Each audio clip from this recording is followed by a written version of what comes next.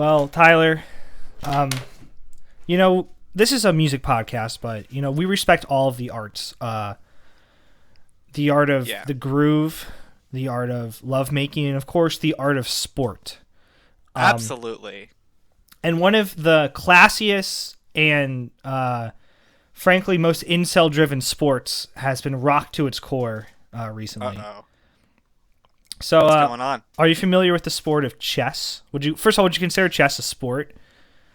Oh, that's the sportiest of sports. The if we went back in time and showed the Romans that, they would have been blown away. That's a man's game. Well, speaking of men, this is a pretty manly controversy rocking the world. So basically, the number one chess player in the world for years, Magnus Carlsen, was defeated by a very young upstart named Hans Niemann. And Hans has a history of cheating in online chess. He's admitted to doing it twice as like a young teenager. So Magnus put out some pretty passive aggressive tweets that were something along the lines of like holding my tongue after the game. And so the internet detectives, the gumshoes, the sleuths, in their Sherlock Holmes deerskin caps, came to the conclusion here. I'll just read. They got the corncob pipe. This is from the Evening Standard, one of UK's biggest papers. Hans Niemann, 19, an up-and-coming star in the game, was sensationally accused online of using anal beads connected to a computer program that would vibrate and give him the perfect AI moves to defeat world number one grandmaster Magnus Carlsen. Respect. I respect it. There were some other theories that it was something in his shoe, but no one's running with it. No. We're all about smuggling stuff in our asses now. This is the future.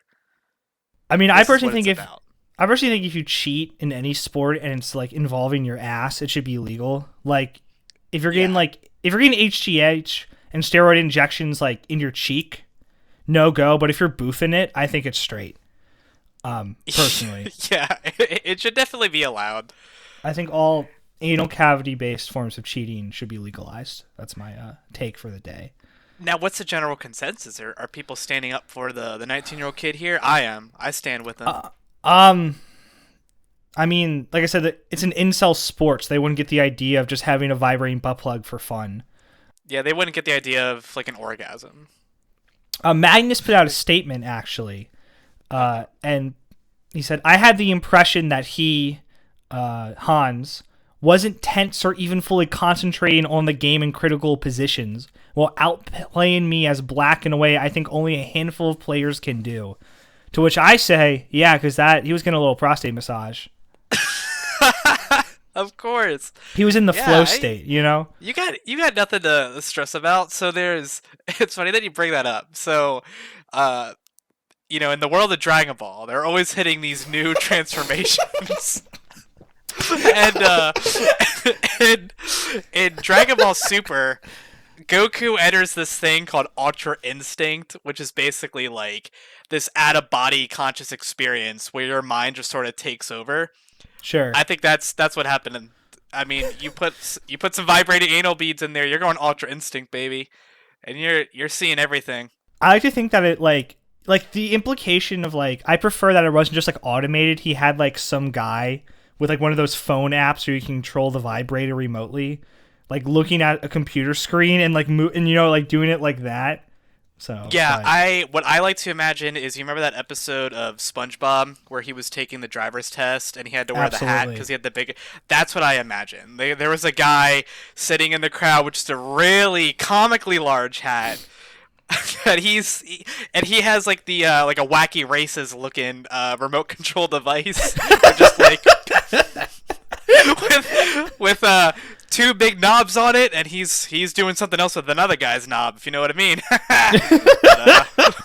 For what it's worth, Hans said, if they want to strip me fully naked, I will do it. So I think naked chess is very much on the horizon. We're going to bring in the ladies. I mean, anyone who's listening to see these athletes, because just a little spice I always have to throw in with chess. I read an article about Magnus a while ago, and apparently chess players burn up to 8,000 calories a day during tournaments because the mental stress is so great. Like they're literally like the meme of like the guy this like with like the super jacked head. So I mean they're probably ripped. Like they're probably fucking like they're probably hotties, you know? Like let's fucking, you know, hunk chess. I'm here ready. for it. Himbo I'm chess. ready for Himbo chess, baby. It's coming to a city near you. Get your tickets now.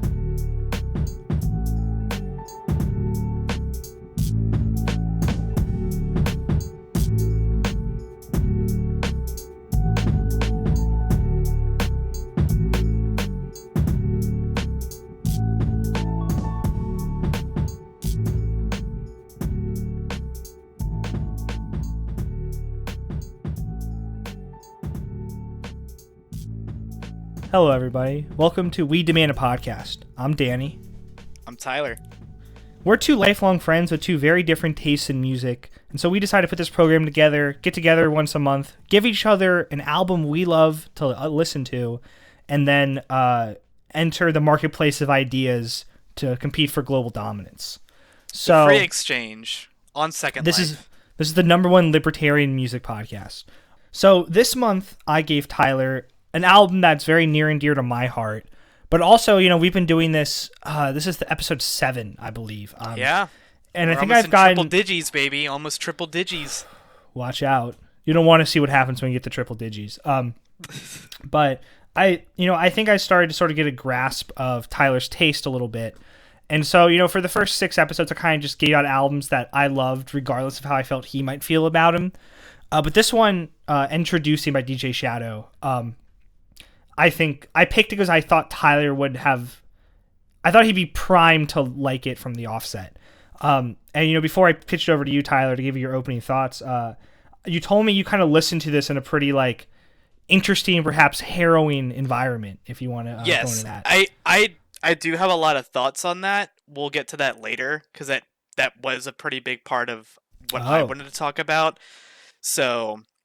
But you're right. I listened to this in a few different environments, so that's just a hint of things to come because we'll get there. Well, just please. Did you just want yeah, the general just thoughts just then? give me your opening thoughts. You know, the court has your attention. Well, everyone's been asking. My phone's been getting blown up. I'm getting letters in the mail. I got the neighbors coming over. The and they're asking paparazzi's for my out thoughts. front. Yeah, I'm walking around with the earbuds in, and they're trying to get photos of my facial expressions while listening to it. He's looking like Ben Affleck picking up the Dunkin' Donuts order in front of his house. Yeah. So, I'm just going to come right out and say it. It was a masterpiece. Hey. I really enjoyed it. You did say that you thought this was going to be my favorite of your selection so far, and you were definitely right. This album was definitely a journey in a really good way. It touches on a lot of different genres that I like. One second it's very trip hoppy, the next it's more ambient focused, but above all, it's also very catchy. For doing all of that stuff, a lot of these tracks get stuck in your head. I also really enjoy just the art of Plunderphonics. I think that is just so cool. Just sampling a whole bunch of stuff and meshing it all together. But yeah, I really enjoyed it. It's hard for me to pick a favorite track because it honestly kind of depends on the moment because it is a very varied album. It does a lot of different stuff, but it never feels disconnected. It always feels like it's tied into a central idea there. But if I had to pick my favorite tracks, I liked Building Steam with a Grain of Salt. I really liked Changeling. It had this sort of Boards of Canada vibe that I liked a lot. I really enjoyed Long Stem Medley. It reminded me something of like an old RPG game. Like I'm playing Earthbound or something. That was really cool. Chrono Trigger. And then the way it like kind of pivots in the middle, and the Mutual Slump was really cool too. I like the drum samples on that. But yeah, like I said, I think it's very cool how this album goes to multiple places but never feels out of focus. Some of these tracks are perfect to have some rapping over it. Like I think of the Number song. I can imagine somebody doing some bars over that. And then there are others that have a sort of vaporwave or lo-fi hip hop feel, which is interesting because this came out in like '96. So Hmm. like why hip hop sucks in '96 had like this vaporwave sort of like feel to it. I want to say about that.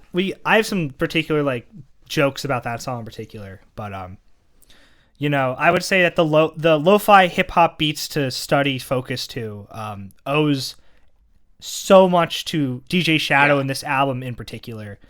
Boards that sort of rise of Boards of Canada type music as well. I think, you know, Mm-hmm. um, and also so he blew up in the UK first. This is his debut album, but he had I think some of these released as singles before the record, and it almost actually totally derailed this album. Like he had a totally kind of different album lined up, and they put out What Does Your Soul Look Like Part 1, I believe, and maybe Midnight in a Perfect World. I'm not entirely sure, but DJ Shadow was in a very kind of dark, depressed place when he was working on this, and was very sort of self-critical to the point of abusive about his work. So he kind of had to he put it upon himself to kind of recreate the album from scratch after those singles came out. Um, and so I kind of want to talk about that a little later when we get through some of the more like immediate surface stuff.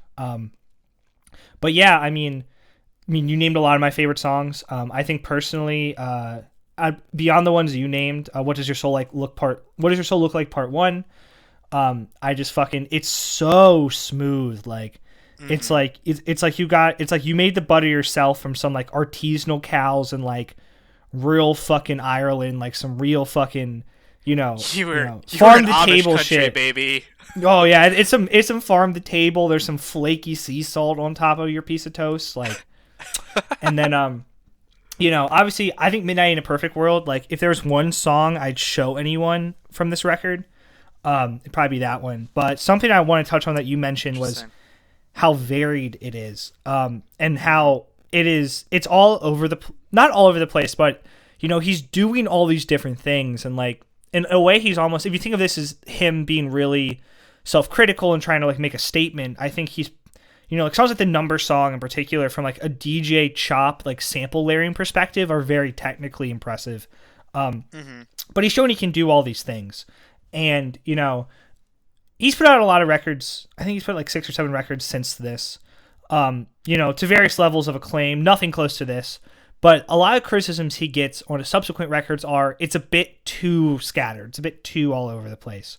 And so I think it's just really impressive that, basically only thing he really sticks to is, I would say, the types of drums he uses. Mm-hmm. He's clearly using chopped up backbeats from like 60s, 70s funk and soul records, kind of like very boom bap influence. But other than that, there's elements of funk, there's elements of rock. It's very psychedelic at times, and Yeah. songs like Stem, Long Stem, I think are kind of like, don't quite evenly fit into anything. And then, I think like I also love Napalm Scatterbrain, where there's some like drum and bass feels on that almost Mm-hmm. when like the drums really accelerate. It's just a really, I think genius is a word thrown around a lot, but in terms of just like conceptually and like, to conceive of all these different sounds and styles and execute them in a way where it all makes sense. Um, I just think it's, you know, unparalleled in a lot of ways. Yeah, absolutely. I definitely think it was ahead of its time. The closest Plunderphonics album that comes to mind for me is Since I Left You by the Avalanches, and that came Yes. out in what, like 2000? 2000. And that's definitely like, And yeah, like that owes a lot to this. Like, it's obviously different. I would say it's like less dark and psychedelic in this one, and probably owes a bit yeah, more to like Prince Paul and kind of like Native Tongues Tribe, and this owes maybe more to like more hardcore hip hop of the early 90s. But yeah. I mean, I wrote that it sounds as fresh today as I'm sure it did in '96. It doesn't sound like something that is, I mean, almost like 30 years old at this point. Jesus Christ, I Um, know. Fuck. It's wild to think that he was like 23 when he started Yeah, recording he was these pretty young. tracks, which Yeah, is he just was yeah. that's really impressive to me. Not to say that, you know, when you're older, you can't put out some sort of masterpiece, which we'll talk about later. But listening to this really transports me into his space. Um, like I can imagine him going through all of these records and scratching stuff up, and that's what I really like about the album cover. Because I think it represents a big part of what this album is about. This sort of love for music. And I listened to this not knowing kind of the context you were giving, like this sort of self-critical space, but sometimes it is that return to a back to basics mentality. Like, let me get back to why I was doing this in the first place. Where does the motivation to create music, where does that usually come from? And I think most artists would say it comes from the love for music itself. So, you have this album cover where it's these guys at a record store combing through the records, and I think it really captures that spirit. What I love about Plunderphonics and remixes is it's taking something new, or sorry, it's taking something that's already been created and it's transforming it into something completely new. Um, there were a few samples I can pick out, like there's a clear Jackson 5 sample in there. I Want You Back, I think it was.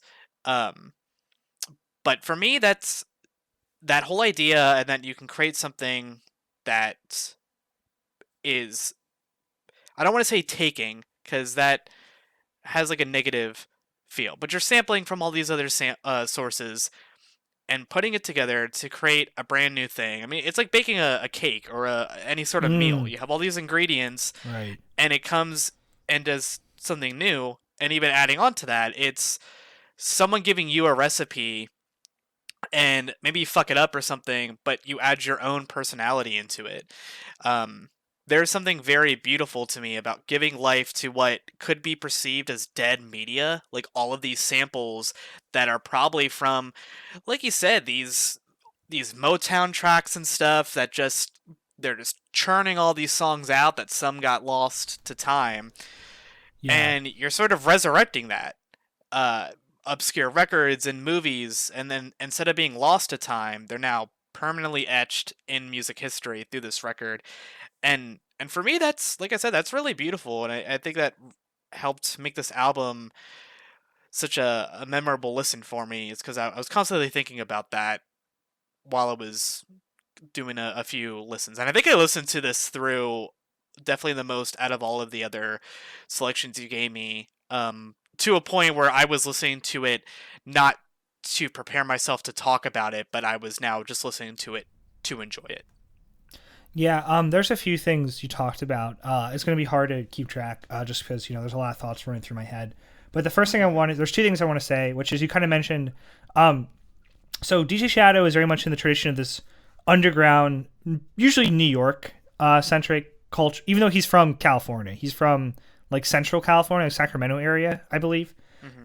Crate digging, which is sort of, you look at sort of the late 90s, like the Puff Daddy era, the shiny suit era, it's called, where Puff Daddy's idea was you take these really obvious famous samples and you make these huge pop songs because the old people already know it, and then you turn it into something new for young people. And crate digging, as a lot of New York underground hip hop was sort of birthed in direct contempt and opposition to that idea. So like, there's this idea of, there's an interview about this album where he said something along the lines of like, I tried to use obscure samples, and when I didn't, it was kind of me intentionally breaking my own rules to make a point. And I really liked your cooking metaphor because, I think a lot of times some people might fall in collages. Not to say collages don't do this, but I think when we think of collages, we don't think of it as being as transformational, perhaps.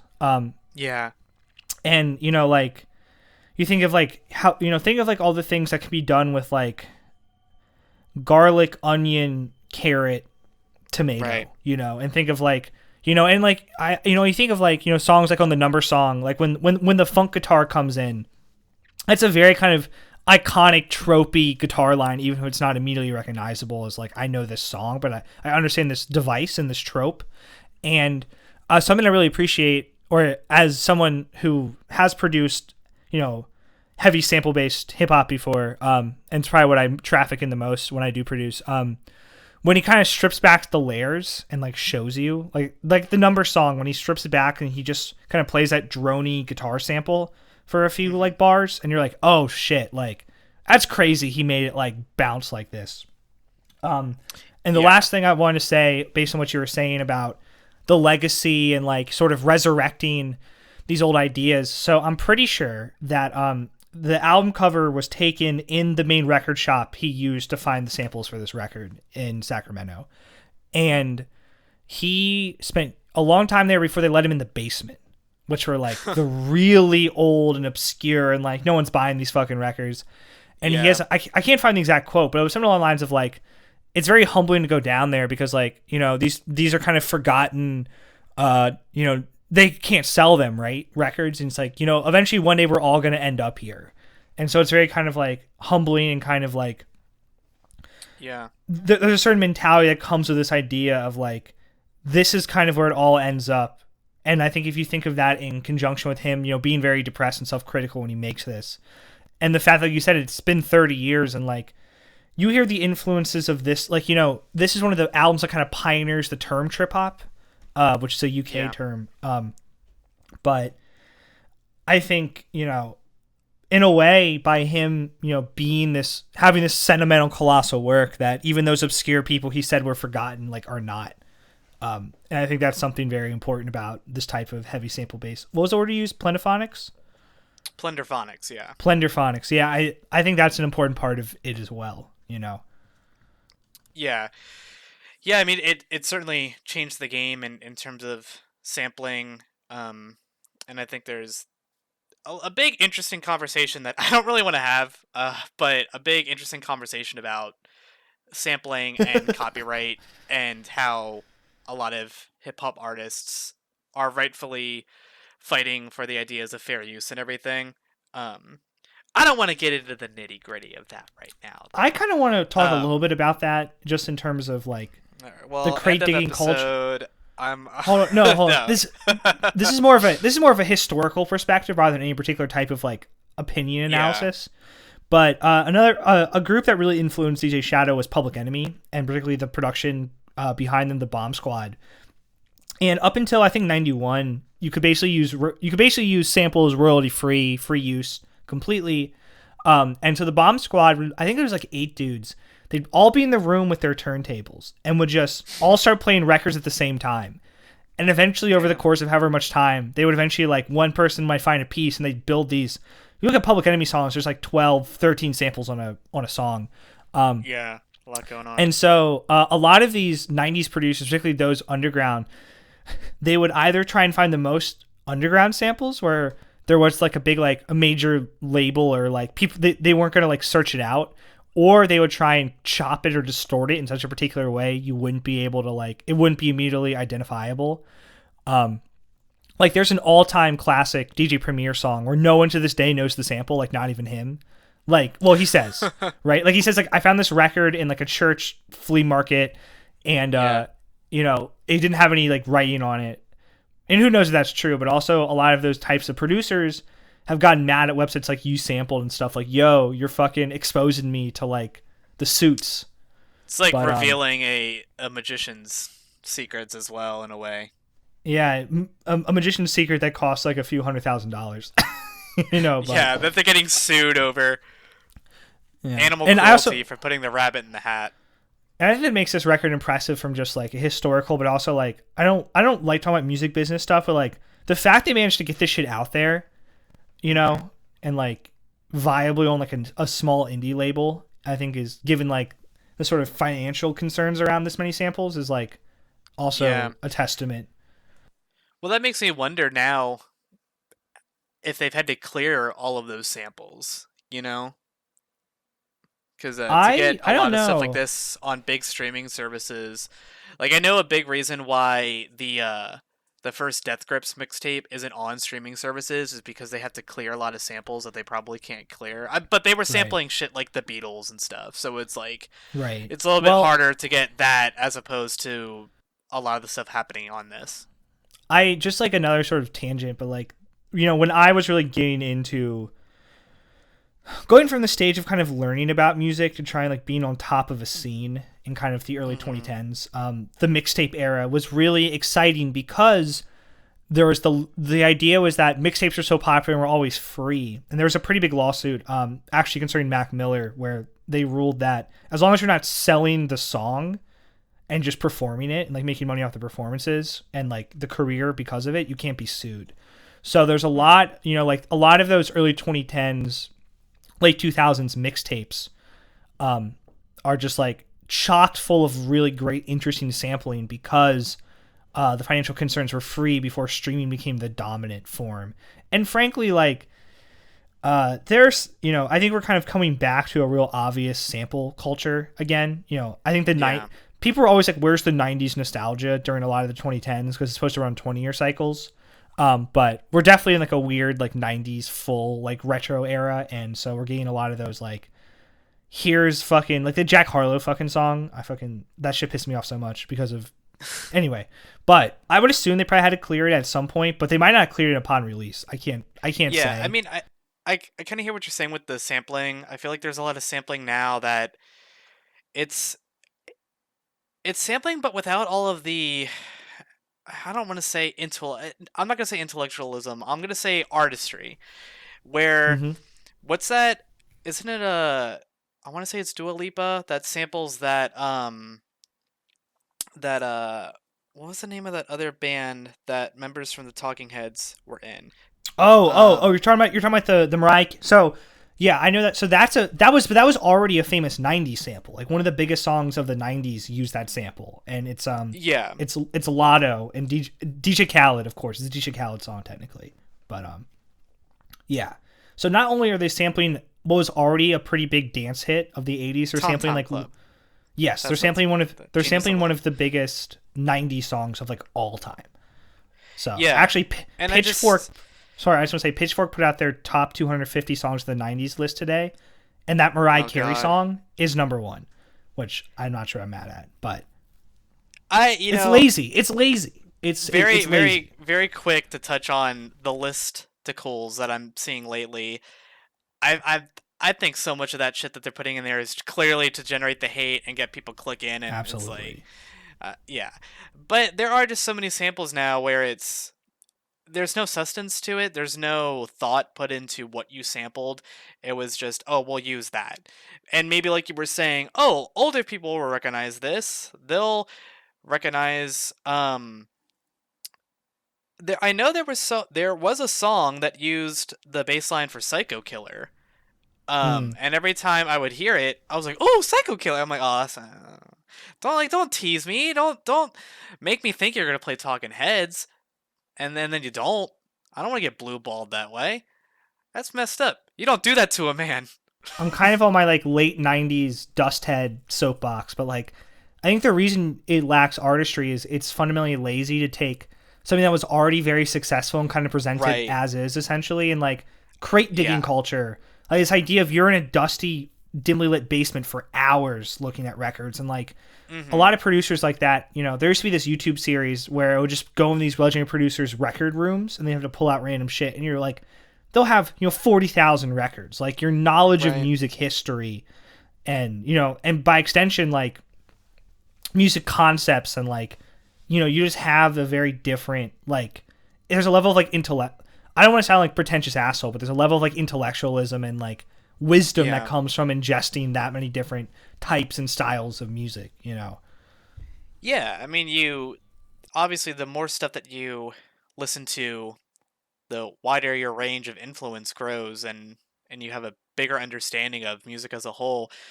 To go back, I do think almost the closest thing I can think of is that sort of lo-fi hip hop beat thing that we have now, where they do sort of go back and sample sort of like older obscure anime or something like that, Mm-hmm. as opposed to like oh, I'm gonna take a sample from like Evangelion or something. Like obviously that's massive and it's okay, cool, wow. Um, but it's I think that's a reason why I do enjoy a lot of that lo-fi stuff. Is it's reminiscent of this that devotion to the craft, I guess I would say. Like Hmm. you obviously have to spend time to find that stuff. You just can't search uh like cool samples to use, you know? Like you have Right. to like something has to speak to you on a certain level. Um and that's, I was trying to find samples for this project I was doing with a friend and it was hard. Like trying to find samples of essentially like crazy evangelical preachers, but trying to find like exactly what you wanted, because sometimes it was like that's almost too outlandish that it's going to be viewed as parody, and I'm not making a comedy track. And like I had a point where I got tired of it. I was like, I'm Mm. getting frustrated trying to find exactly what I want. So I have a big appreciation for just spending countless hours just going through these records. I mean, I can't imagine a lot of the like shit you'd have to hear, a lot of Oh, the crappy absolutely. music. I remember back in college when I did student radio, they did this thing. I think it was usually every week, every other week. They called it rock hours, and people would send CDs and stuff into the station. And you'd essentially scan through these tracks and deem whether or not it was really going to be played on the radio.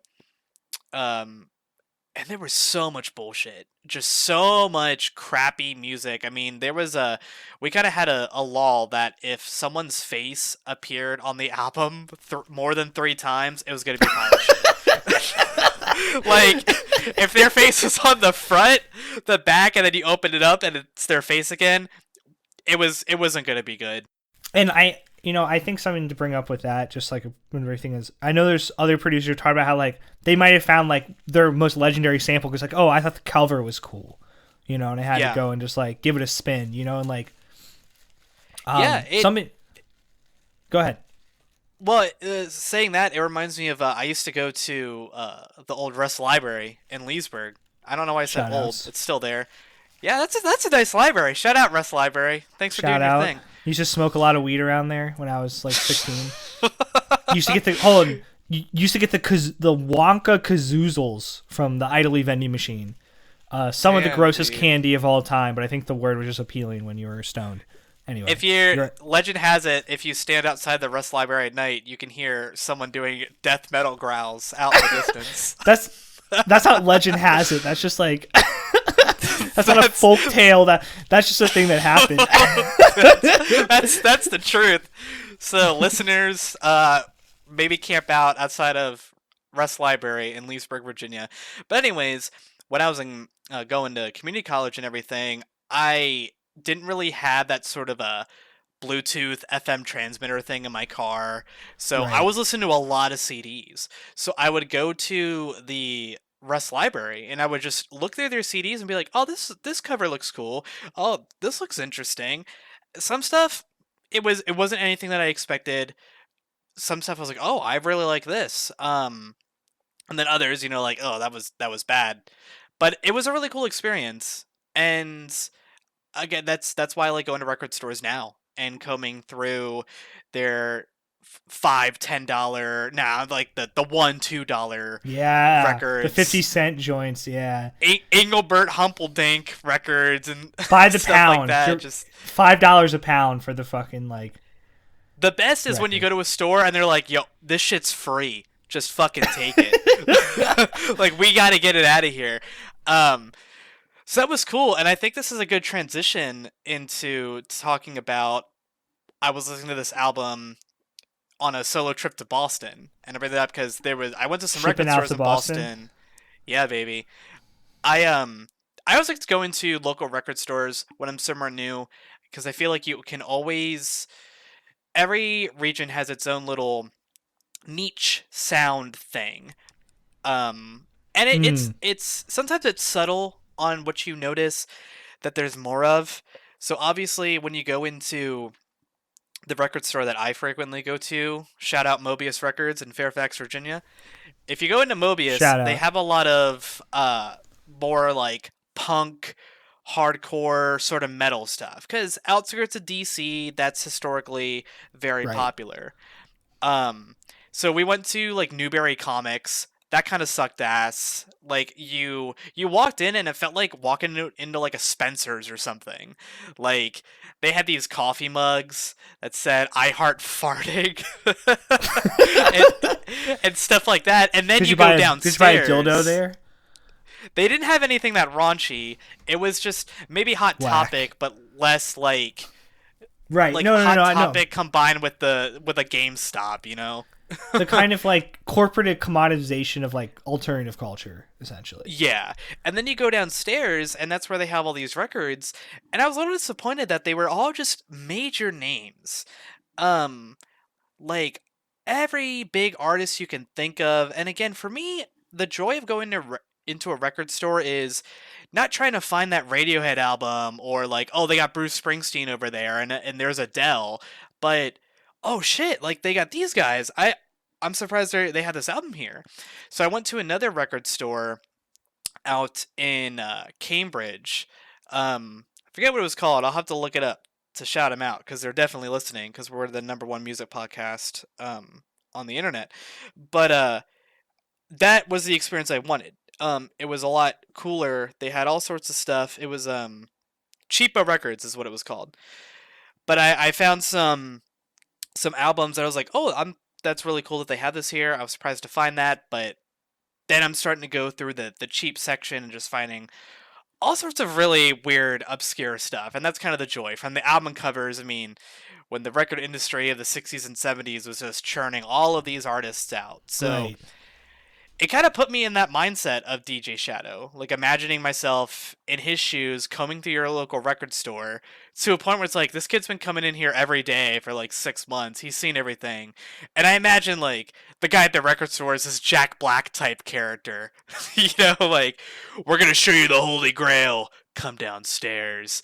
And it has like 8 locks on the doors, giant, comically big key ring, unlocking everything, and you go down there and the smell of the dust and mold and mildew and Mmm. everything. Yeah.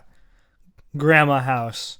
Yeah, baby. And you're like, what? What's all this? So that was really cool. But like I said, most of my listening of this album was done on this solo trip that it took to Boston, and I really think it was the perfect way for me to experience this album.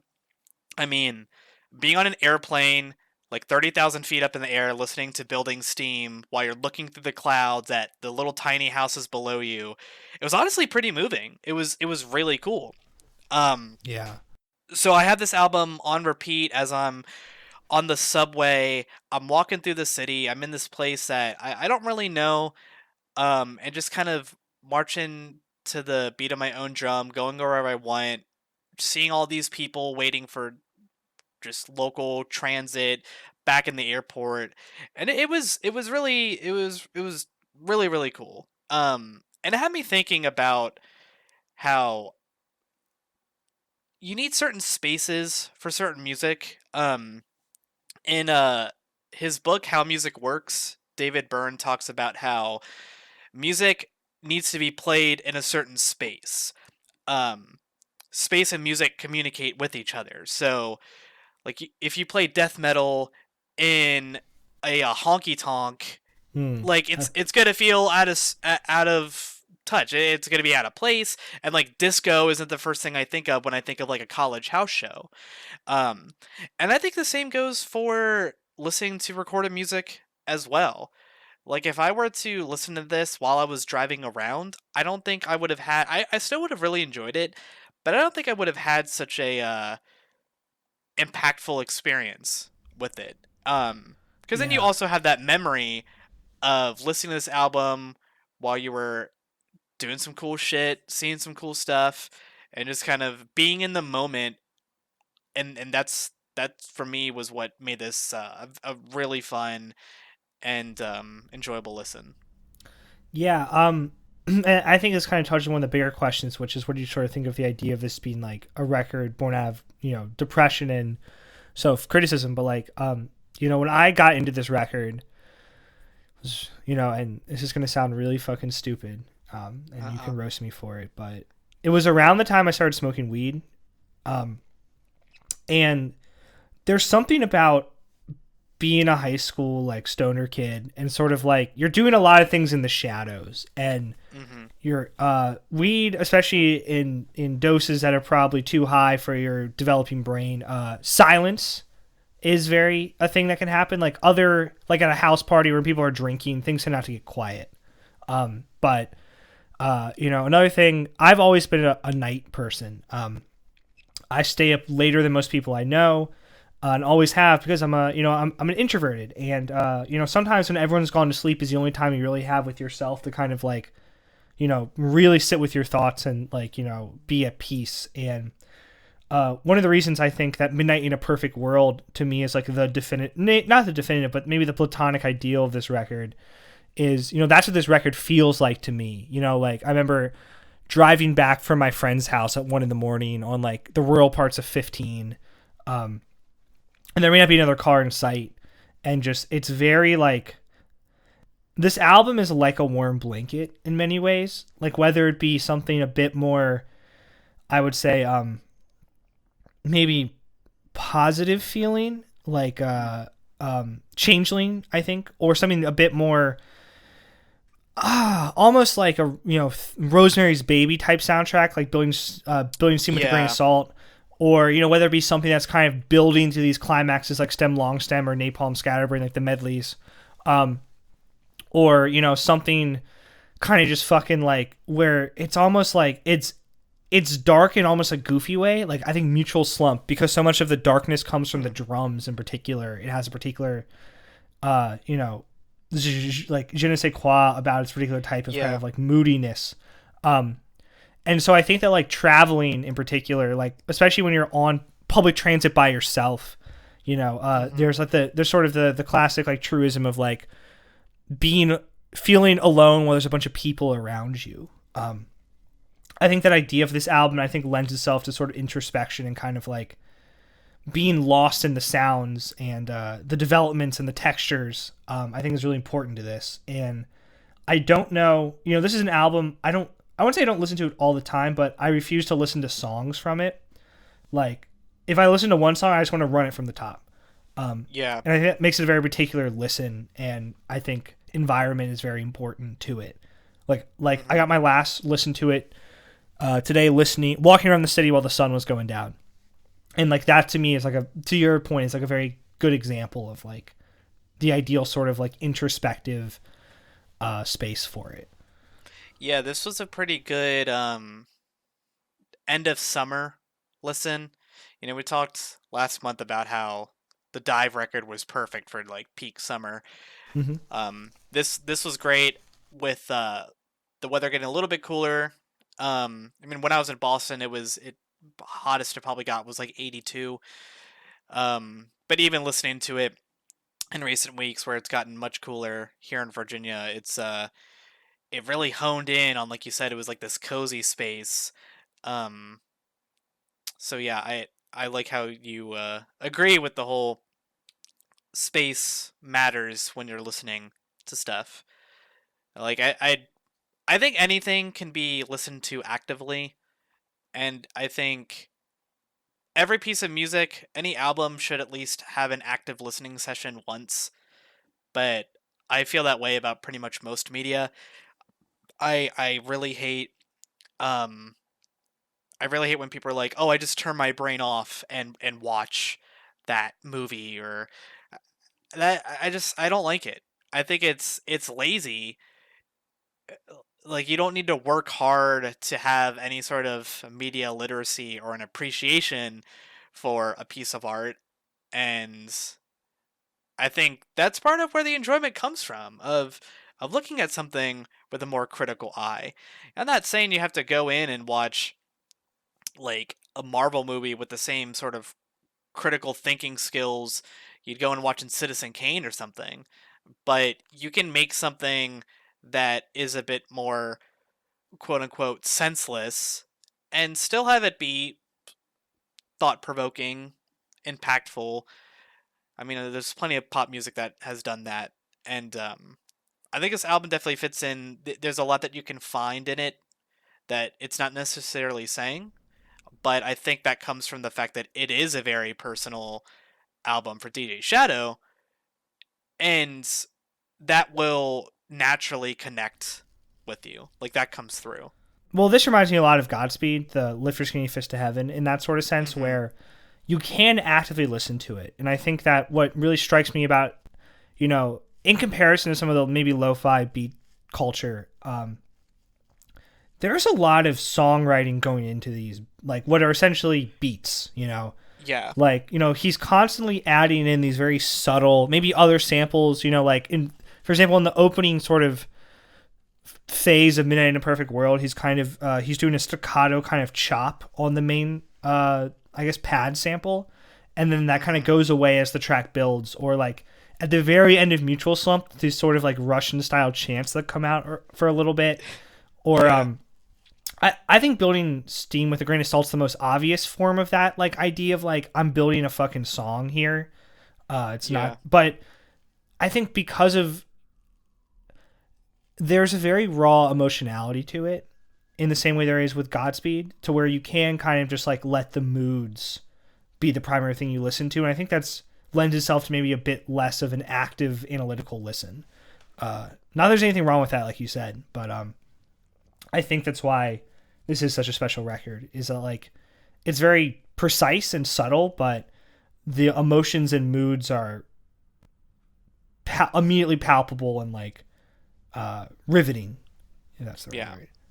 Yeah, it was a great listen. Like I said, you were right. This is definitely my favorite of the bunch that you've picked. And it's kind of surprising that I haven't gotten to this. I may have mentioned this when we were tying up the last episode, but I told some friends because they asked, "Well, what album did Danny give you?" And I said Endtroducing, and they were like, "Oh, you haven't listened to that yet?" So I finally caught up, I guess. Hey, I mean, I never heard Radiohead before you sized me, so we're all losers in our own way. I think sometimes we got to be a bit more open about certain pieces of media that we haven't taken in.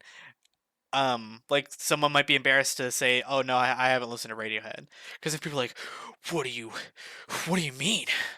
Like I never got around to it. So, yeah, glad I listened to this, connected with me a lot. I don't have much else to say, so unless you have any other I guess I want to ask you, I've been being around, what do you think of this as like a record, like a depression record? Is that something you felt? Just like you don't have to, I know we've already been talking for way too long, but yeah, not entirely, but I think for me that's probably has to deal a lot with my own mental state and everything at the time of listening to it. I think I'd have to go in listening to it through that lens. It didn't stick out to me as a particularly depressing record. Solitary and Lonely, I would say yes. But sometimes there is joy and happiness in a solitary state. So yeah, I didn't feel any themes of depression or anything on the listens that I had, but like I said, that probably has to deal with the spaces I was in when I was listening to it. Yeah, I agree with that. I think your point about being, it's definitely a very solitary, like maybe not lonely record, but solitary is the right word. Yeah, and of course it ends with a Twin Peaks sample. What's there not to love? I was gonna say, anytime you sample Twin Peaks, I'm gonna be there. That was the big surprise for me. I was like, ooh, okay, that was cool. So, shout out Twin Peaks. Kyle MacLachlan is our biggest fan. He writes me daily. Yeah, Kyle MacLachlan, you listen to this, DM me. Yeah, make out with me, please. Including the inner juices of human beings, that which assimilates and feeds the body. So the crab feeds his astral brain, assimilating and distributing all he receives, slowly, until it becomes a part of it, part of it, part of it.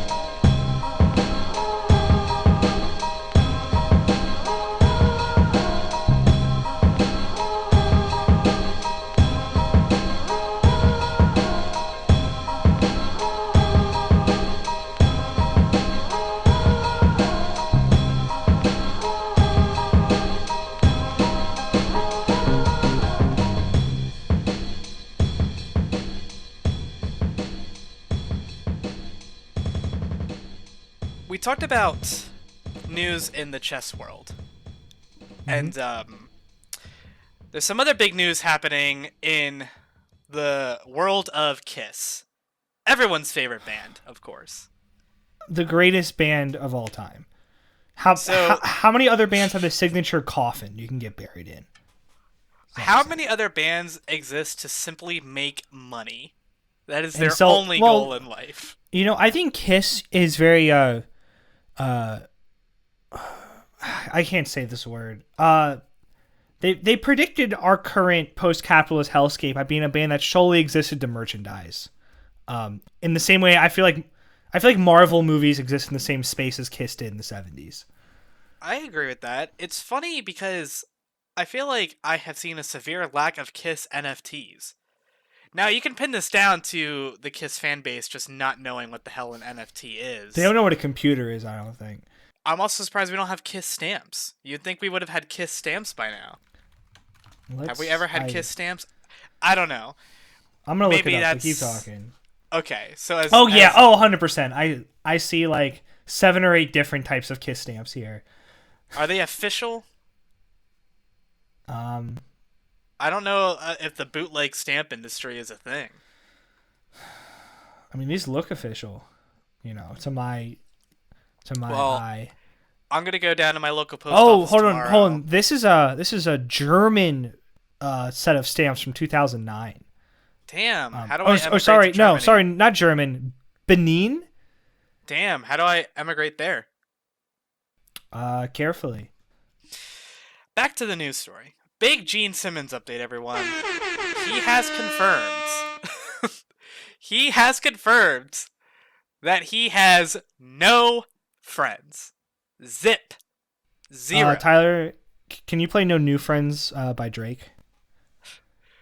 I don't know. I feel like he's about to be a wanted man by the time this episode comes out. The way he's talking to underage girls, so I don't know.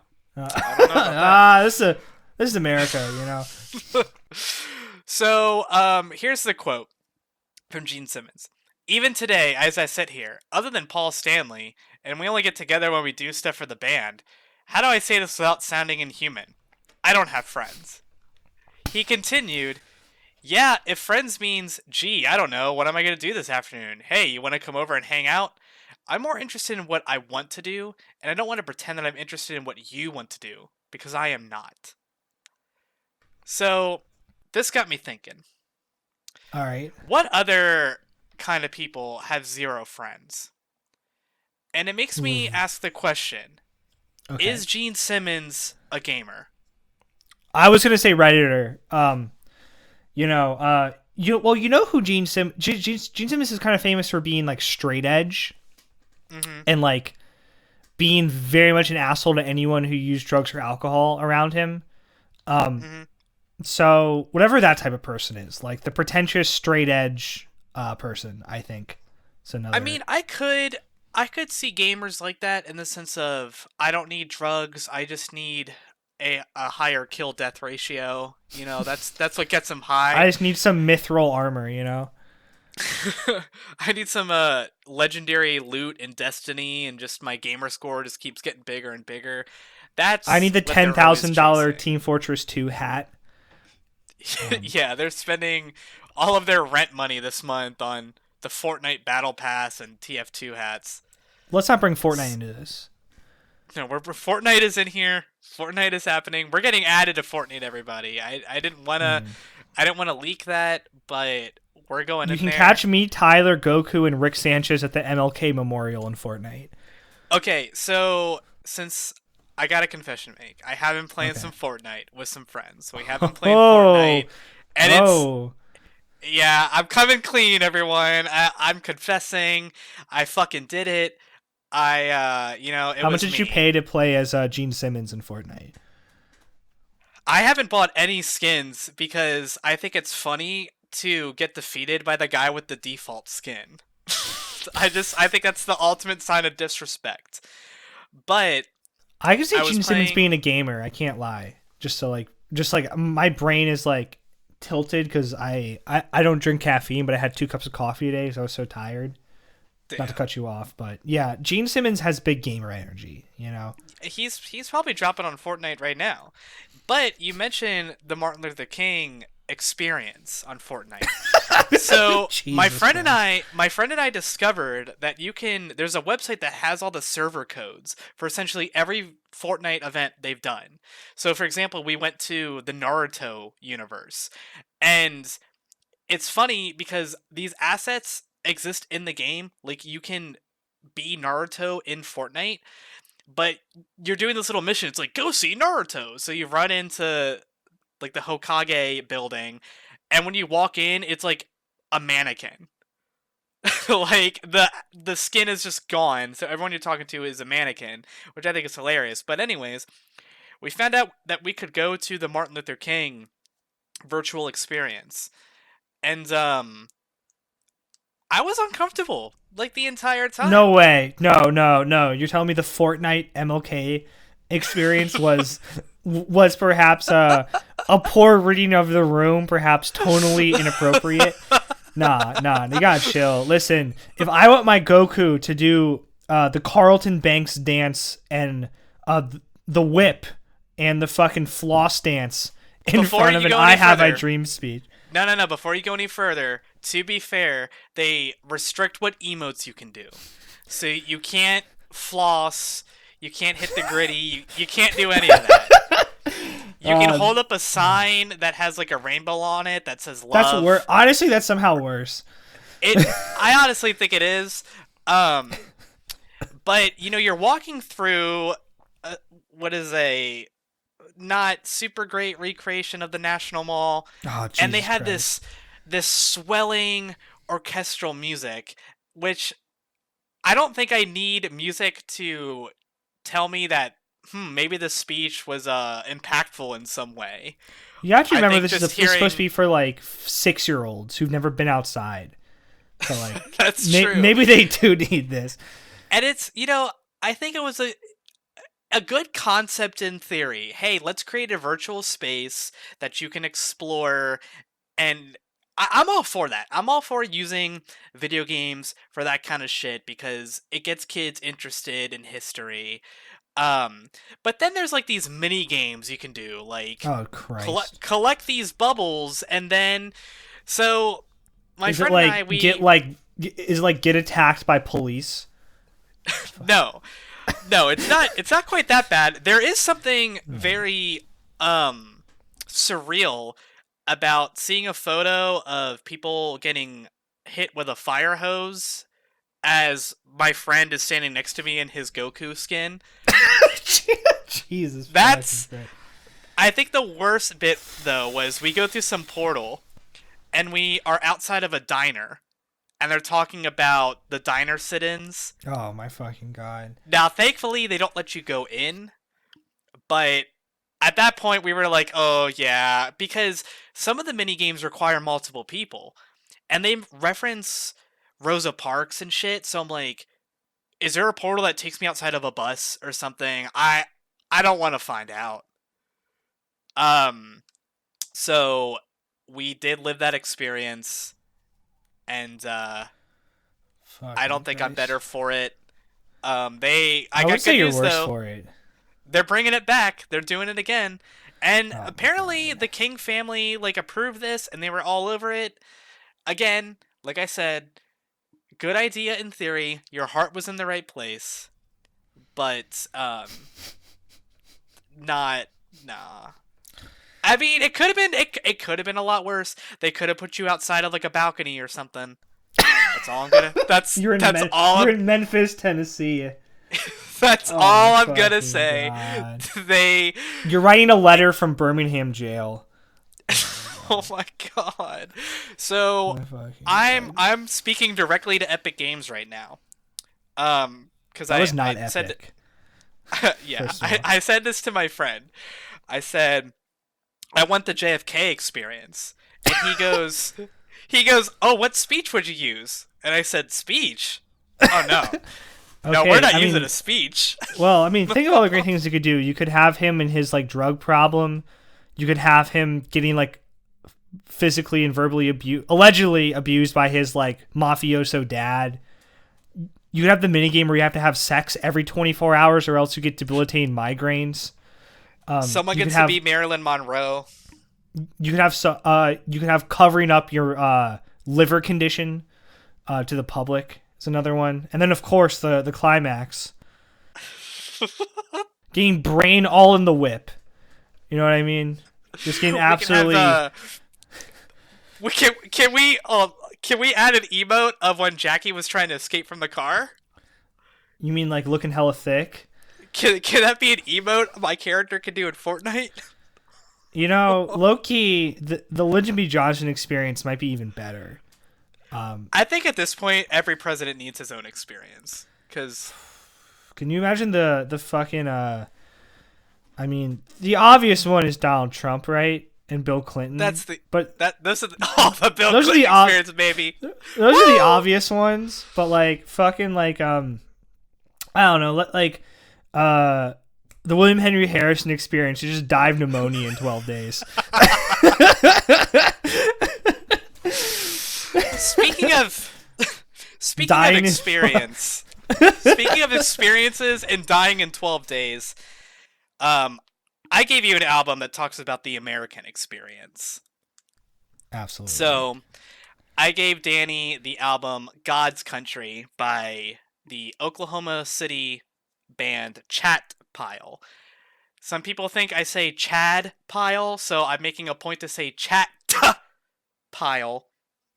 So this album came out this year, so it's our newest selection, but I have been so eager to talk about this album.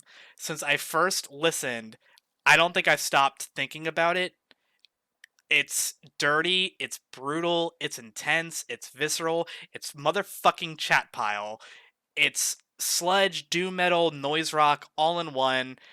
If you had to ask me my favorite album of the year right now, I would say this. And that's saying something because a Radiohead side project had an album this year.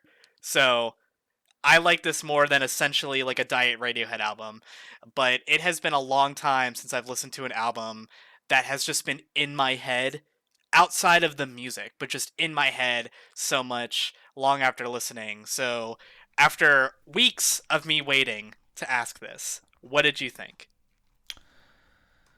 Well, it's crunchy. That's the first thing I say. It is a crunchy fucking record. Yeah. I liked it, for sure. That goes without saying. There's sort of two things that really stuck out to me as far as, like, so that's just less about the actual music itself. Like, you know, part of this podcast is we try and make ourselves sound smart by talking about themes and, like, ideas from a record. Yeah. Which doesn't always Big work. words. Sometimes we're just jerking ourselves off, but, you know, it was halfway through the first. I was literally 30 seconds into the second song on this record for the first time, and I was like, "This is the first record that I was like, this is the 2020s. This is like a 2020s record." Mm-hmm. And there's always this kind of point a lot of music historians and critics will make that like the first 2-3 years of a decade aren't always emblematic of what like the music of that decade is. Like 1980 and 81 they don't really have what we think of as 80s music being really popular. Like 1991 before Nirvana is like still a lot of glam metal and like MC Hammer and shit. And so like a lot of albums came out in 2020 obviously was kind of a dud because no one dropped very much shit anyway. But 2021 didn't really feel like something I could uniquely say this is of the current moment. Like, 2020 was such a calamitous year in American history. Like one will go down in infamy. Yeah. And this is the first record I was like, oh, this is of that moment. The other thing that really stuck out to me from that sort of perspective is like, man, it's a fucking angry record. It is a fucking record that only can come from a place of kind of like being stuck in the fucking Dust Bowl of Oklahoma, and it reminded me of something else that we both really enjoy, in terms of this sort of particular brand of like despair and rage and sorrow and mournfulness of sort of that sort of like southwestern, southern, Rust Belt, take what you will. Yeah. Sort of like post-industrial, poverty and sort of bleakness. Reminded me a lot of Red Rocket, the 2021 Sean, I can't remember his second last name movie. It kind of like Sean Baker. There you go. It obviously is not that movie because that movie is very different. But like the same themes that made me like that movie and make it feel like it was very real and of the times. It's how I felt about this record. But also it's heavy as fuck. It goes out saying it's heavy. Like you drop this on a baby, it's dead. Its skull is crushed. It's looking like a Cannibal Corpse t-shirt. You know what I mean? Like it's a heavy fucking record. Yeah. So give some context, because a lot of the artists that we've talked about have an established presence in music, most of them. So people are saying, well, who are Chat Pile? So they go by pseudonyms. So the singer goes by Raygun Bush, which is an incredible pseudonym. The guitarist is Luther Manhole. The bassist is Stin. The bassist is Stin, and the drummer is Cap'n Ron. So, as I said, they're from Oklahoma City. They've been releasing music since 2019, but they individually have been making music a lot longer. Like, from my understanding, they're probably in their mid to late 30s, pushing early 40. They were previously in a bunch of, like, shitty bands that never went anywhere, and then they just started making music together. And what I really admire is that they're just regular guys. Like, when you look at... They don't have a lot of promotional photos, but the one that you'll see a lot... the lead singer has got like a Chicago Cubs World Series champions t-shirt. They just look like the dudes that you would see at the bar, like watching the game. Reagan Bush will sing shirtless with his beer belly hanging out. Stin loves corn. I mean, like these guys are just like us. And I like that because sometimes you have these big musicians making statements about what it's like to live in America every day. And it's fucking bullshit because you don't live in America every day. You live in Hollywood and you're Hollywood fantasy. So that's what makes this album partly intense for me. Like it's an intense listen, maybe pushing overwhelming in some ways, but in like the best way. It's unapologetic in what it's talking about. I mean, you have the horrors of capitalism, homelessness, senseless gun violence, psychotic drug breakdowns. This is God's country. Like I love how they titled it. It forces you to eat from the garbage and then see the brutality of what's happening in our country with your eyes. It doesn't try and dance around it, and I want to ask some of your favorite tracks, but my favorite track is without a doubt Why. And I have seen a few people criticize the lyrics of Why for being too simple, and I disagree with it. And I wanted to bring this up because we had a similar conversation when we talked about Curtis, and that sometimes being blunt about what's at the heart of your lyrics and what you're talking about is the best way to do it. Why do people have to live outside is a valid question. Why? And there's no sensible answer. And sometimes it does have to come from this guy who sounds like he's drunk and mad at the bar. But yes, why do people have to live outside? And I think for a while I was listening to that song multiple times a day because it's heavy as shit. It's like getting punched in the gut and then just thrown into the dumpster behind Arby's or something. Yeah, I actually have in my notes. I'm gonna try and read through my misspellings because when I type on my phone, I have the thumbs of like an 80-year-old. Yeah, I love the from my notes. I love the fucking lyrics on this. Political songs have no space for subtlety in 2022. And similarly to Curtis, if we think of 2020 as this year of seismic, up until like let's say like the Capitol riot of this, which to me feels like a part of 2020. Yeah. Seismic political turmoil, civil unrest. It's very similar to like 2 years from 1970 to 1968. 68 being the closest analog in like modern American history to 2020. Like I think you're right. Like this is not an era of subtlety. This is an era of people screaming at each other in the streets, over dinner on social media. And I kind of want to come back to that in a little bit, but yeah, I think that like a lot of times when it comes to political stuff, I think if you're trying too hard, like it's a very fine line between being like almost like speaking in such generic platitudes, it's substanceless. And I think particularly because I listen to a lot of rap music and like, you know, I think it's just by virtue of having to put so many words into stuff. Political conscious rap can get very corny and preachy very quickly when you're trying too hard. And sometimes, like you said, it's just like we live in an angry time. Everyone's pissed off. No one's happy. And like you said, why? It's a valid question. I do want to say when he screams scabies, it really reminded me of Dennis Hopper in Blue Velvet. Yes. Doing that. Like it's just like yeah. There's something so ridiculous. The ridiculous, like, I tend not to be too into like I wouldn't say this is extreme metal, but I think metal has a tendency more than perhaps any genre to become a parody of itself without intentionality. And there's something about, like you said, like this thing feels so authentic. And, you know, I think about something about the social media era. If this is a 2020s record, like, when I see really, really terrible news, I just start laughing. Like, it's always so fucking stupid. And like, what else am I supposed to fucking do? Like, I don't have the time or energy to like cry. Like, I think there's a Q-Tip quote, Fife quote, or it's some tribal, but I have to laugh to keep from crying.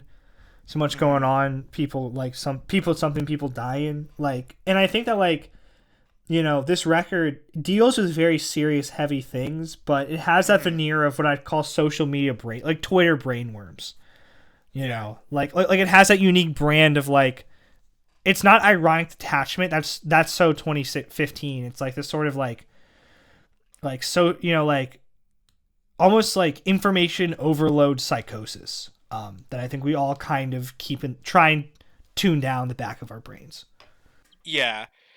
You know, I don't see this album as full-on complete doomerism and pessimism, but this sort of like warning and like getting kicked in the ass of like, this is happening. I'm angry about it. Like, you know, any sort of glimmer of hope. I mean, just a little bit of hope that we can make it better. But it makes me think, I remember people would criticize Bernie Sanders for like yelling and getting angry, but like, how the fuck are you not angry? Like, how are you not yelling? And that brings me, as much as I love the heaviness of the guitars, the bass, and the drums, it's Reagan Bush's vocals that make this album for me. Like, the way he goes from just like this speaking style to like, he's grabbing me by the collar of my t-shirt. I want to read the section from Why that we referenced, but he says, "I've never had to push all my shit around in a shopping cart. Have you? Have you ever had ringworm, scabies? Have you ever had to live outside? I don't want to live outside." Like, I imagine I'm at a bar watching the Cubs game, talking to this guy, and he just goes on a tangent, and he's grabbing me by the collar of my shirt, yelling this at my face, his spit's getting on me. I'm like, yeah, I feel it. And I think that's why this album has just been in my mind so much, because it does capture the current age that we live in. It's also just insane talent to have a voice like that.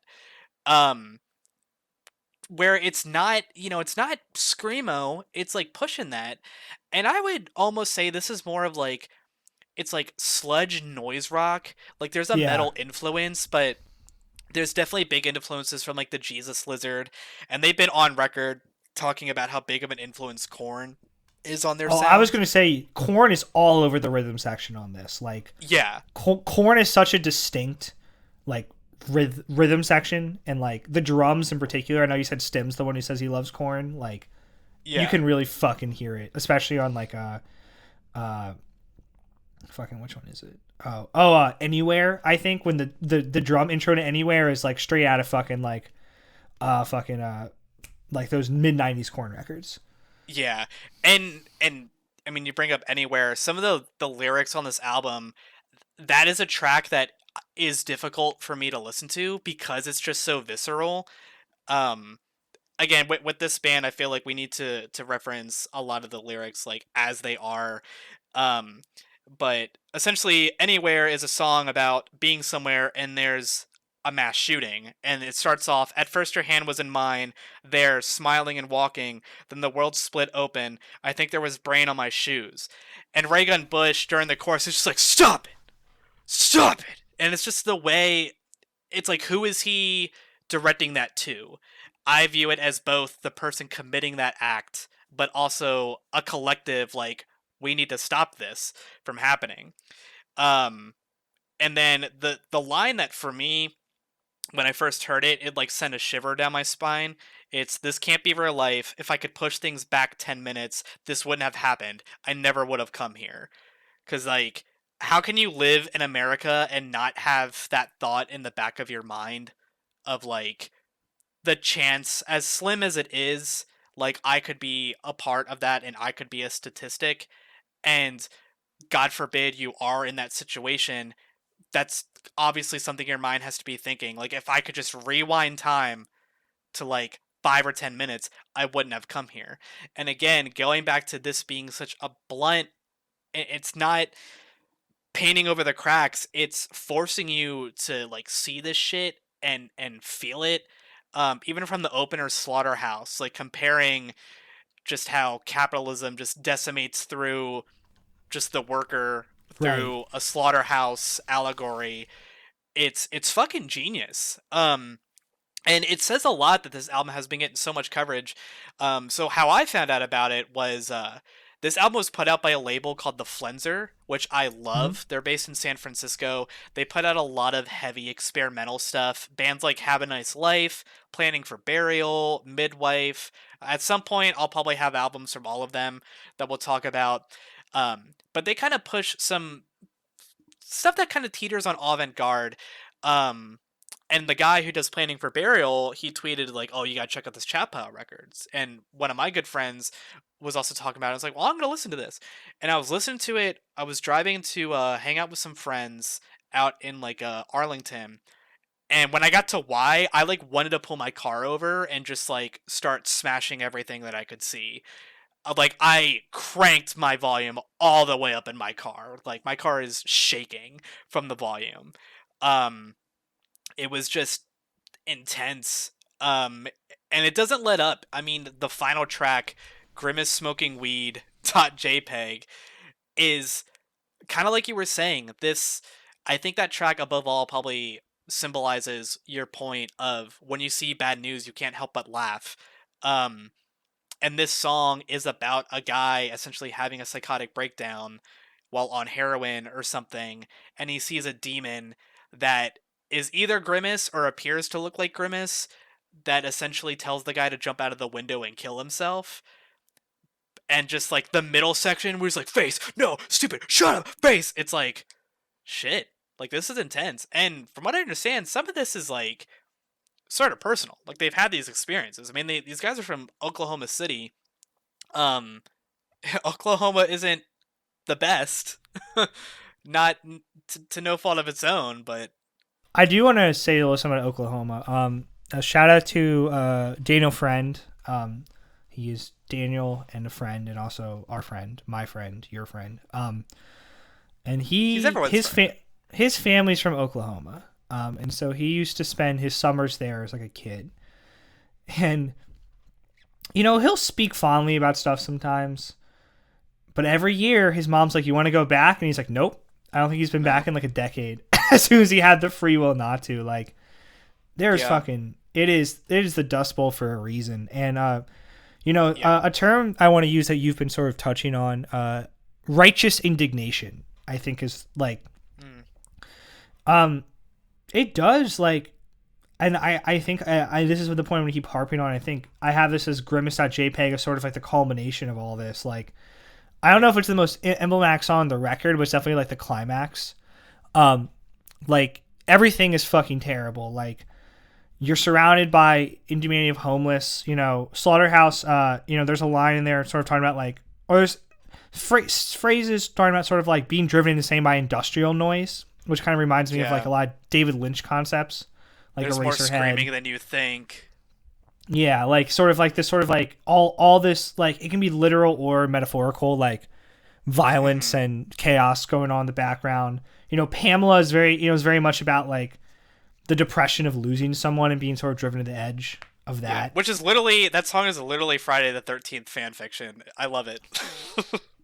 Yeah, I was gonna say I didn't know that, but I was saying it reminds me of kind of like 80s thrash metal, and I was like, in a way of like, I could see this if this is released in 1987 to be about conjuring the devil to like resurrect your girlfriend. Yeah. But there's no hope for that in 2022, right? Like there is no. Right. There's the satanic panic is just like weird it's just your dad posting weird memes on Facebook now about like Joe Biden being a clone. The songs that stuck out to me were my favorite. I mean, obviously Grimace Smoking Weed is just like similar to how I feel about some of those DJ Shadow songs. Pardon me. Like what can you even say about it beyond like the obvious? Like, I think you already said it, but just like it is just like you kind of have to experience it at least once, preferably when you're in a good mental state, because it is fucking intense. I also really enjoyed Tropical Beaches Inc. I think that got to a way I feel about stuff a lot, and I think if I'm hammering this like social media psychosis theory or thesis to how I understood this record, like this idea of like you're constantly being advertised about shit you can't afford and like a lifestyle that you can't have, and how that kind of makes you fucking insanely angry. And then I don't know if this is my favorite song, but I thought I Don't Care If You Burn was so necessary on this record. That's a chilling listen, honestly. It reminded me of like what Kanye wanted to do with that one song. I thought about Killing You, but like if it wasn't written by like a narcissistic megalomaniac, Like it is chilling, and like the way you need it, because the one thing I will say with this record is there are times I probably listen to this the fewest of any record you've given me, because I would get metal fatigue from it at times. Like it's not very long, like don't get me wrong, it's not long, it's like barely 40 minutes, but it's so fucking heavy and angry, and like and I think this comes back to what I was saying before, like I can't function if I feel that way all the time. Like I will not be able to like do the petty bullshit we need to do to like get through the day, and get that next like meal and shit. And that's why I do think it is, like I said, to me, it is the first record I was like, yeah, this is 2022. And not like there's ones I think are fringe cases.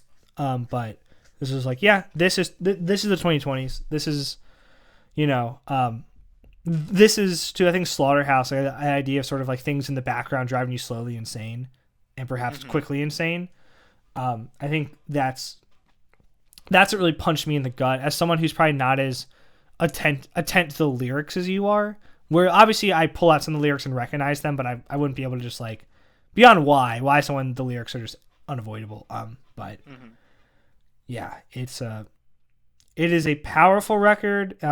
Maybe I don't want to say too powerful for its own good, but like I think that if any of our 7 listeners wants to take a crack at this, like just like be ready. Like it's a lot. You do kind of, and I swear I said that when we were ending the last episode of like just like this is a pretty intense record. You do kind of have to go in mentally prepared. But touching back to just the setting of where they're making this music, that's kind of been the overarching theme of this episode, music in space. There was an interview, and Stin, the bassist, was talking about the album cover, and he said one of the more specific themes the album takes on is the everyday evils witnessed in the hometown. Or sorry, the way I confused my own self. I included the quotes from this article, but anyways. The article says one of the more specific themes the album takes on is the everyday evils witnessed in Chat Pyle's hometown of Oklahoma City, with the imagery of the city's hideous jail working against the words God's country scrawled across the album cover. And then Stin, the bassist, says Oklahoma actually has one of the highest incarceration rates in America, and that particular jail is one of the most deadly jails in the entire nation. It's smack dab in the middle of our downtown. So if you do anything in downtown, which we all live within a mile of, you drive by these structures that are so aesthetically unpleasing, but then even beyond that, they're not hiding the evil that's within it. It's almost nakedly evil. You look at it and you feel chills.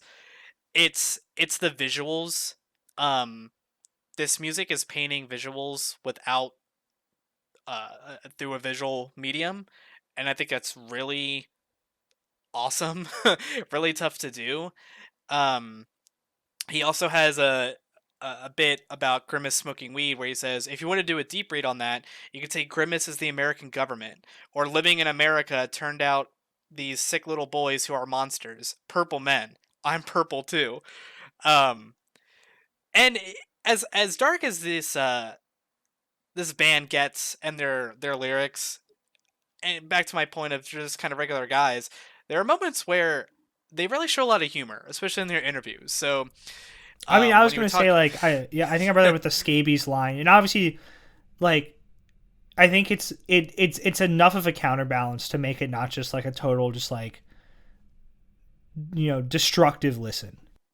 yeah, I think the fact that it's not super intellectual cryptic lyrics kind of makes it sometimes humorous in the fact that when you're talking about heavy topics with your friends, a lot of the ways we cope with things is through humor. They talked about when they write a lot of songs, they just kind of jam on some riffs, and then the lyricist will come up with the words. But when we were talking about introducing, you said it was you listened to it around the time when you first started smoking weed, and that made me think of this quote from an interview. So the interviewer said, you said that lots and lots and lots and lots and lots and lots and lots of THC were used for this album. Approximately how much THC would you say? And Reagan Bush says, where did that quote come from?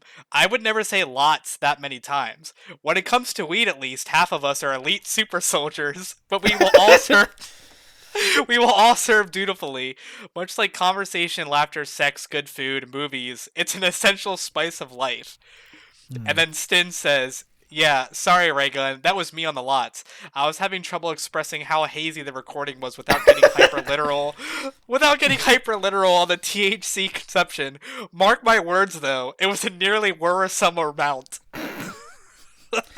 Man, Like, I can and don't smoke weed anymore, but like I know those vibes in particular, and just like just so like I keep coming back to this. I'm sorry it's like a broken record, but like you can't get psychosis from smoking too much weed.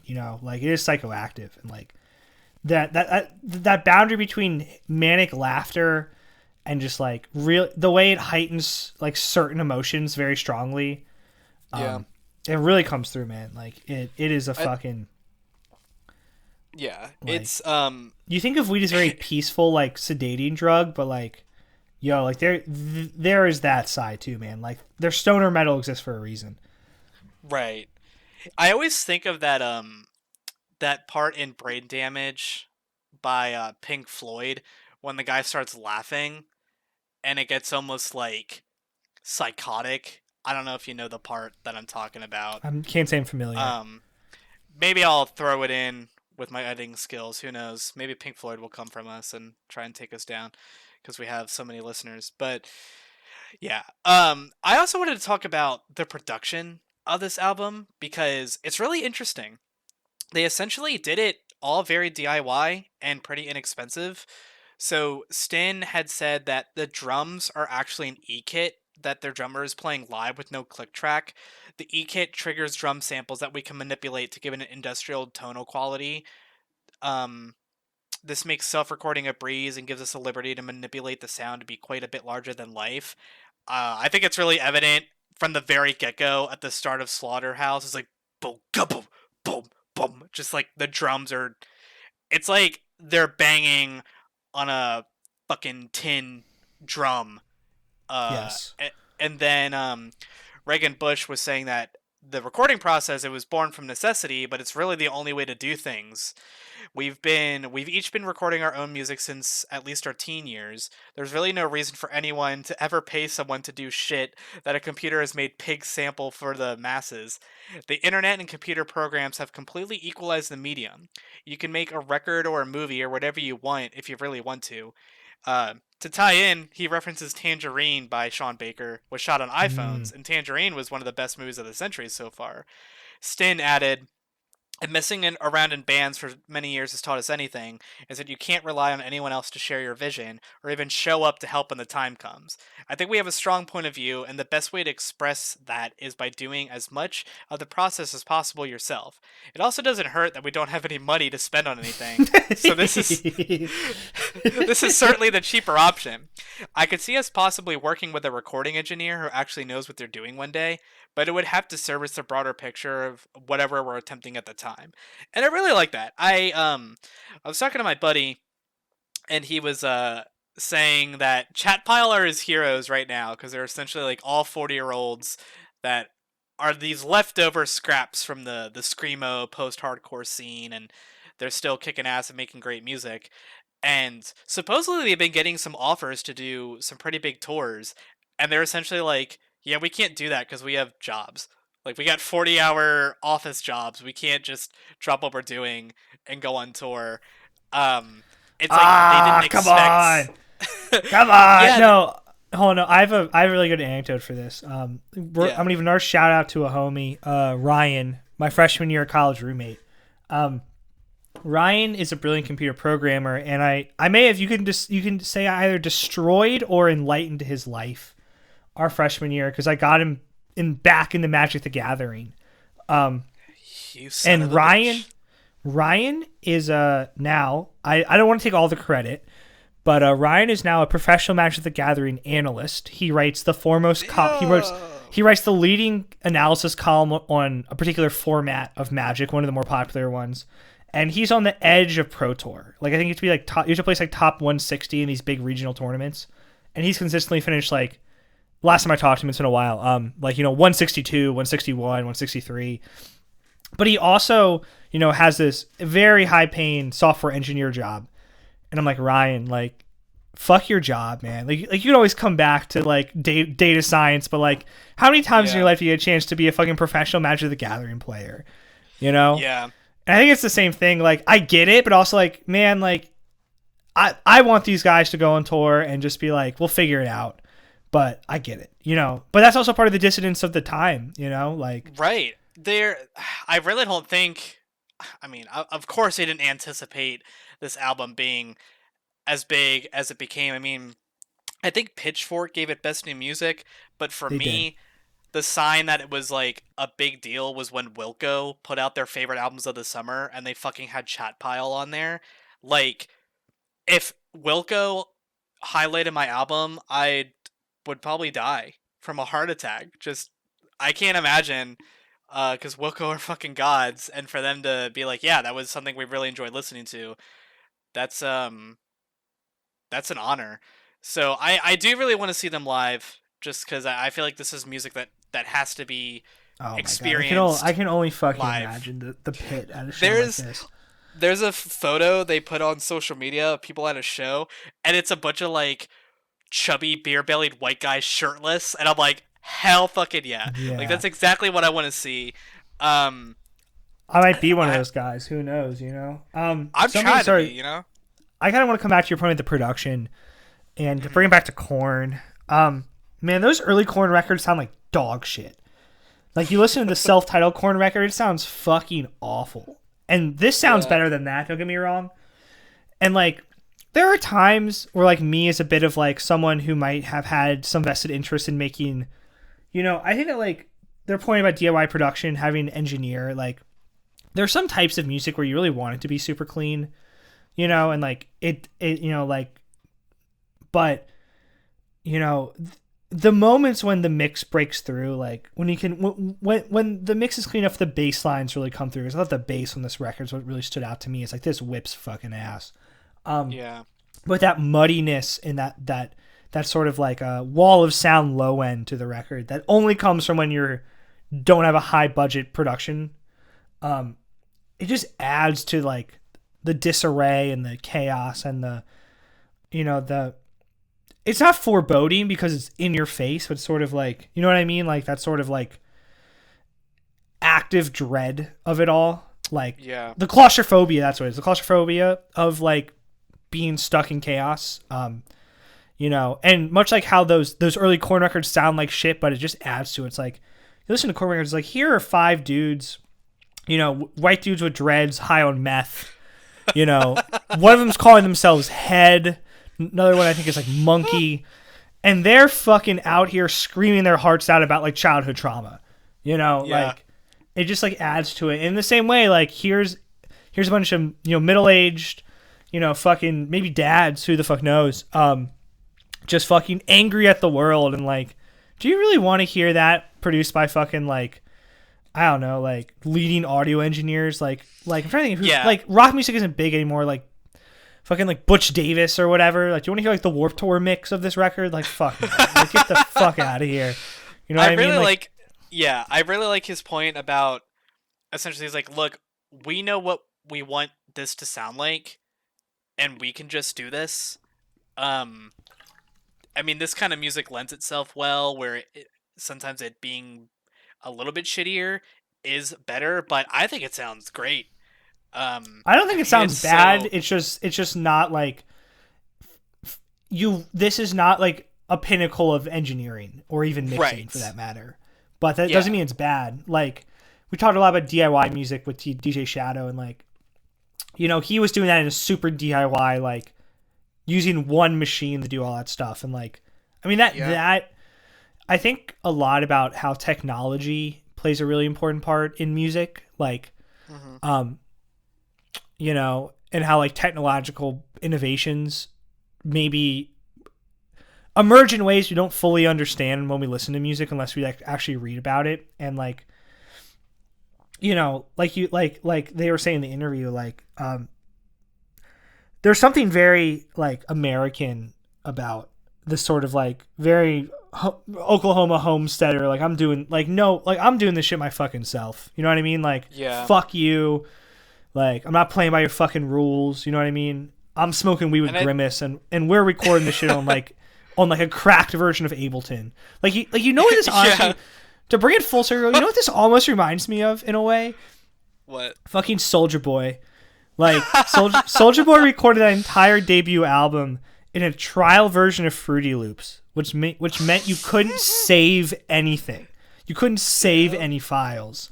And like, we clowned that at the time, but there's something like fucking beautiful about the technology has given this 15-year-old kid who can't save the fucking files, these massive, cultural touchstone songs. And like, this will never obviously be like a mainstream cultural touchstone, but I can't say enough how in a way it is a cultural touchstone because of how perfectly it captures the moment, Like why can't 40-year-old dads fucking like capture our moment because they have access to like a fucking $200 laptop with a shitty sound card, Yeah. I mean, I think the fact that we do have that access makes it nice, and like you said, that it's a real American ideology, work ethic of like, nah, we'll do this ourselves. Like, we got this. But it's a kick-ass album. Did you have any other points? Because I had a point that I wanted to end on that's a little bit more lighthearted. No, I mean, I think I've kind of said the same. I've done college paper where you have one idea and you just say it like for 20 pages straight. So please go ahead. So in a separate interview, they were asked, what can people expect from your upcoming shows? And Stin says, we've installed D-Box movie theater chairs into every venue that shakes along to the music and sprays Pabst Blue Ribbon set in mist into your face. So even if you're sitting in the very back of the stadium, you'll feel like you're in the front row. The experience has been rated certifiably bedbug free 3 years in a row by the Oklahoma State Fair Commission. God bless. And all I can think of is Frank Booth going, Heineken, fuck that shit. Pabst Blue Ribbon! From Blue Velvet. That's We got like 2 Blue Velvet references going. It's on a this Lynchian episode. What can we say? Hell yeah, I'm always down for some Lynch, but I'm glad you checked out Chat Pile. Do you? I would say check out some of their EPs, because the EPs are pretty interesting in that there are some songs that feel much more in the vein of like a driving noise rock thing and not as heavily metal, and they're shorter. They're like 15-20 minutes. But I'm really excited to see what these guys do in the future. I'm trying to get my mental state a little bit more straight on my head. But yes, absolutely. Cool. So here's some Chat Pile for you.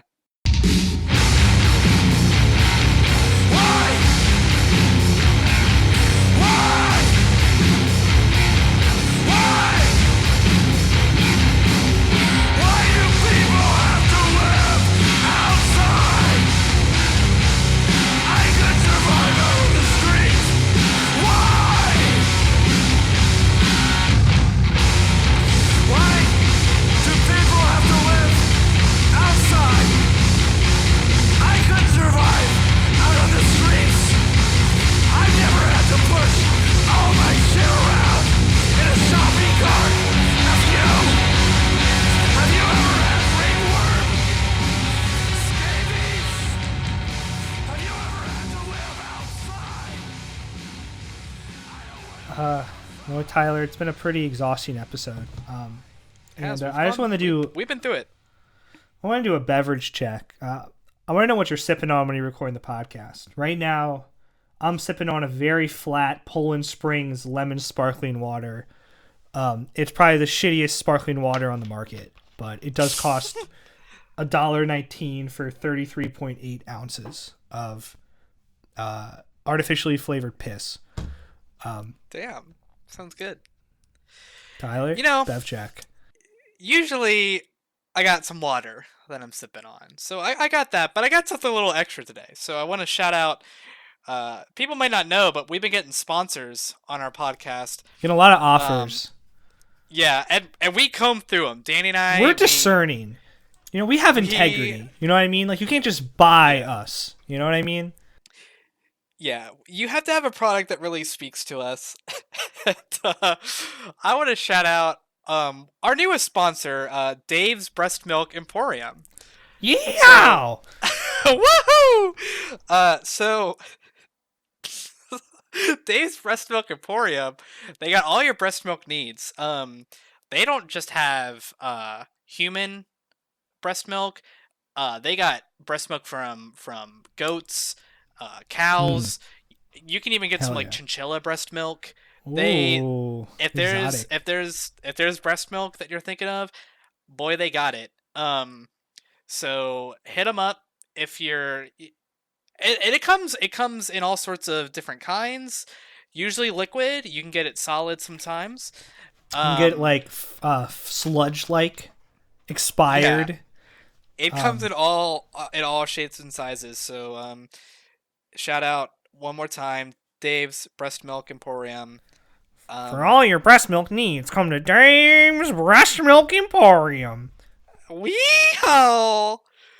More plugs. I do want to say, what that reminds me of is, I don't know if you remember, when we were like 12, we developed a bit that was inspired by like Miracle Grow called Grow a Dick. And it was the conceit was it was a tube of chapstick you could rub on any part of your body and you would grow a dick. Oh my god!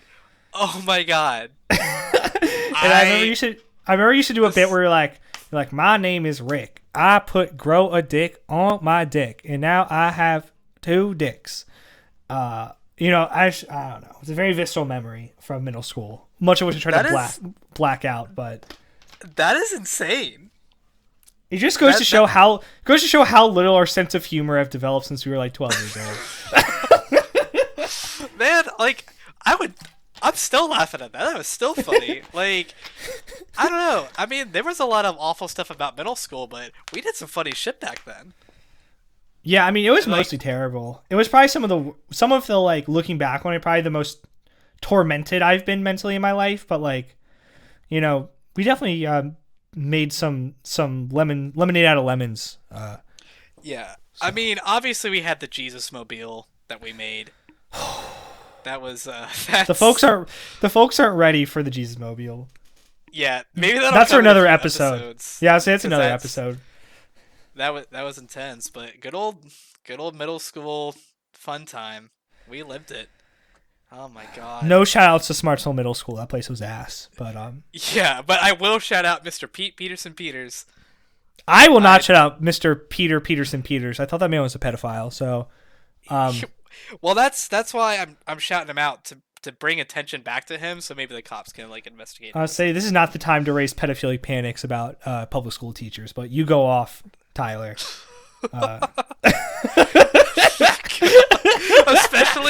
especially in Loudoun County schools. Oh fuck! All right. Too close to home. Fuck.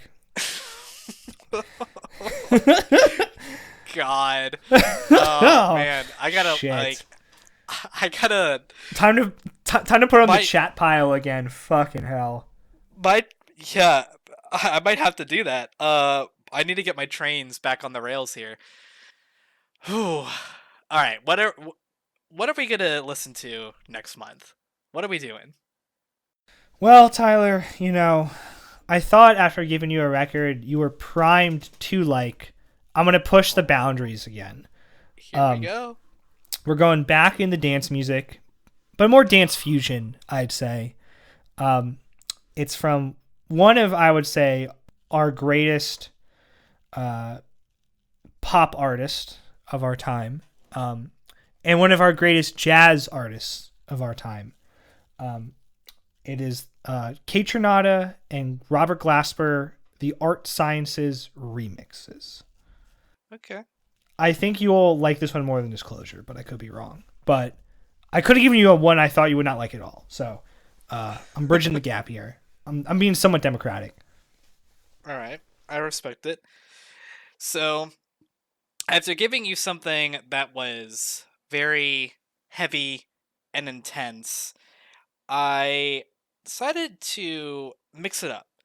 I'm actually giving you an album made by a friend of mine, a local musician. His name is Tristan Welch. He has an album called 40 Hours. It came out in 2019. It's just a little over half an hour.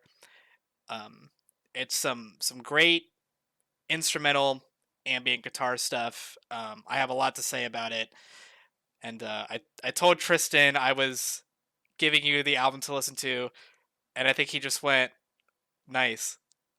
He can be a man of a few words. So wanted to highlight some local musicians. Hell yeah. I would say the album I gave you is 29 minutes. So it's going to be after talking everyone's heads off this week, maybe we'll get a little bit more to the point, but you never know. And it's might be nicer to have a potentially shorter episode because we're coming at people with a double dosage of the pod in November. They said it couldn't be done. They said we wouldn't, that we shouldn't, but we fucking did because we love you. Well, we haven't yet, but we will.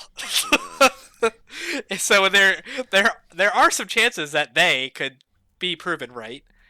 Nah. But over my dead body, we got something special cooking in the works. We don't have a date. It's going to be in November.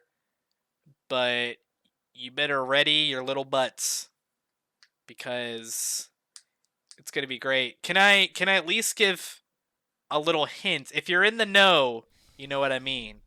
Are you fine with that? I think, normally I'd say no, but because I'm in such a good mood, just this once, I'll let you speak your mind.